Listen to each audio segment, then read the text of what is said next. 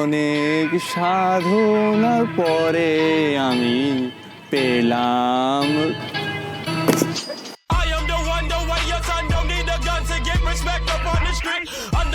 Hello creative people, this is Abrar Fardin from A Production and আজকে আমরা unboxing এবং review করতে যাচ্ছি হচ্ছে এই Canon 200D, যেটা একটা লেটেস্ট মডেল ক্যাননের থেকে। অ্যান্ড হোপসো আজকে এটার একটা ডিপলি কথা বলবো। ওই আনবক্সিং রিভিউ করে আমি আজাইরা টাইম ওয়েস্ট করবো না। ক্যামেরার ভিতরে যত সব function, features, then camera quality, photo sample, video sample, etcetera সম্পর্কে টুকটাক কথা হবে। So let's begin.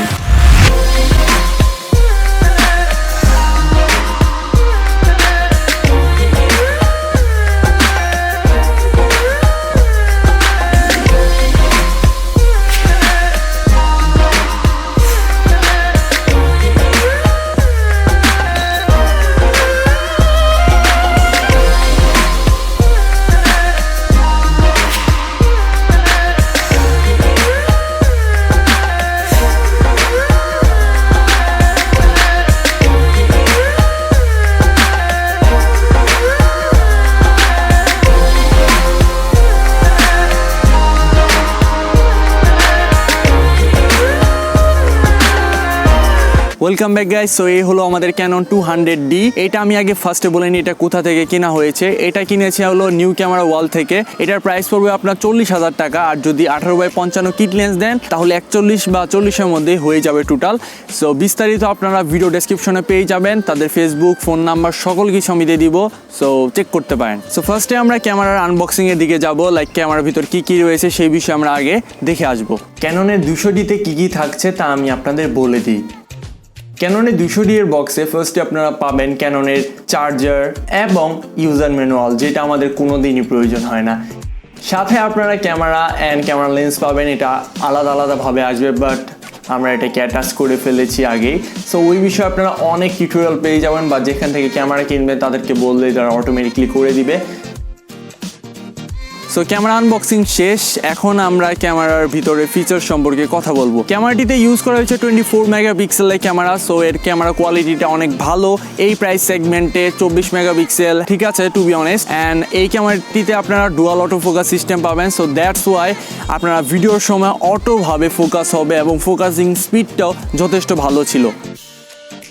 So ক্যামেরাটিতে total 3টা মোড রয়েছে। একটা হচ্ছে গিয়ে অন, অফ, আর একটা হচ্ছে গিয়ে ভিডিও মোড। অনে ক্যামেরাটা অন হবে, অফে ক্যামেরাটা অফ হবে। অ্যান্ড আরেকটা মোডে সেটা আপনারা ডাইরেক্ট ক্যামেরাটাকে ভিডিও মোডে নিয়ে যেতে পারেন। সো এটা একটা বেনিফিট পয়েন্ট, যারা ভিডিও মেকিং করে থাকেন তাদের জন্য এটা অনেক ভালো একটা জিনিস হবে বলে আমি মনে করছি। ক্যামেরাটিতে অনেকগুলো ডায়াল মোড রয়েছে, like creative, auto, flash off, A B, P. So এগুলোর মাধ্যমে ইজিলি আপনারা মোড চেঞ্জ করে ফটো অনুযায়ী আপনারা ঠিক অ্যাডজাস্টমেন্ট অনুযায়ী ফটো তুলতে পারেন। অ্যান্ড টু বি অনেস্ট এখানে যে ফটোগুলো রয়েছে 24 মেগাপিক্সেল হওয়াতে খুবই শার্প এবং ক্লিয়ার ছিল ফটোগুলো।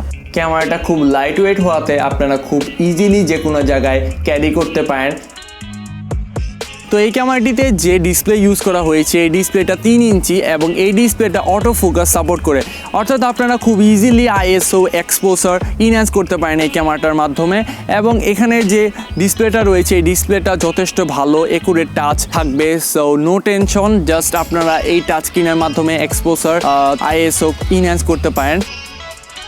সো এই ক্যামেরাটির এখন আমরা ফটো স্যাম্পল দেখবো যে এক্স্যাক্টলি এই ক্যামেরার ফটো স্যাম্পলগুলো কেমন। And as you can see এখানে যে ফটোগুলো রয়েছে সেখানে কিন্তু কিছু কিছু ফটোতে আপনারা বোকির ইফেক্টও দেখতে পাচ্ছেন, যেটা আমি 18x55 কিট লেন্স দিয়ে ধারণ করেছি। 18x55 যে কিট লেন্সটা রয়েছে সেটাতে আপনার স্টেবিলাইজারও সুবিধা পাবেন।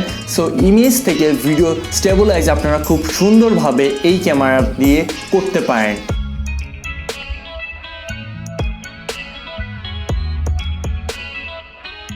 সো রাত্রের বেলা এই ক্যামেরাটা নর্মাল ক্যামেরা মতো হয়ে গেছিল, কিছু কিছু জায়গায় নয়েজ দেখা যাচ্ছিল অ্যান্ড কিছু কিছু এরিয়াটা লুমিনেন্সের মাধ্যমে ঢেকে ফেলার অনেক ব্যর্থ চেষ্টা করা হয়েছে। তবে আমরা যারা এডিটর রয়েছি তারা কিন্তু ইজিলি এটা ডিটেক্ট করতে পারবো। এছাড়া ফটোতে ফোকাসিং স্পিডটাও খুবই কম লেগেছে আমার কাছে। সো আমাকে ম্যানুয়ালি ফটো তুলতে হয়েছে, বাট কিছু কিছু জায়গায় ফটো স্যাম্পল ভালো লেগেছে আমার কাছে। লাইক বোকি ইফেক্টটা খুবই সুন্দর হয় এই ক্যামেরা দিয়ে। সো রিকোয়েস্ট থাকবে যে আপনারা 18x55 কিট লেন্স দিয়ে ফটো না তুলে ভালো একটা জুম লেন্স বা প্রাইম লেন্সে সুইচ করেন। সো গাইস এখন এর অটো ফোকাসিং টেস্ট করার পালা and as we can see যে এর অটো ফোকাসিং সিস্টেমটা কিন্তু যথেষ্ট ফাস্ট, তবে ভিডিওতে একটু নয়েজ আসছে বিকজ এখানে লাইট কন্ডিশনটা একটু খারাপ ছিল, প্লাস আইএসও মেবি একটু বাড়ানো ছিল। তবে যাই হোক এর ফোকাসিং স্পিডটা কিন্তু তুমুল ফাস্ট গাইস। আপনারা যারা ব্লগিং করতে চান তারা অবশ্যই ক্যামেরা দিয়ে অনেক ভালো প্রকারের ব্লগ করতে পারেন এবং ফোকাসিং স্পিড নিয়ে তেমন একটা সমস্যা হবে না। তো যাই হোক এখন আমি আপনাদের সুবিধার ক্ষেত্রে একটি ব্লগের ভিডিও দেখাচ্ছি যেটা আমি কিছুক্ষণ আগে রেকর্ড করেছি।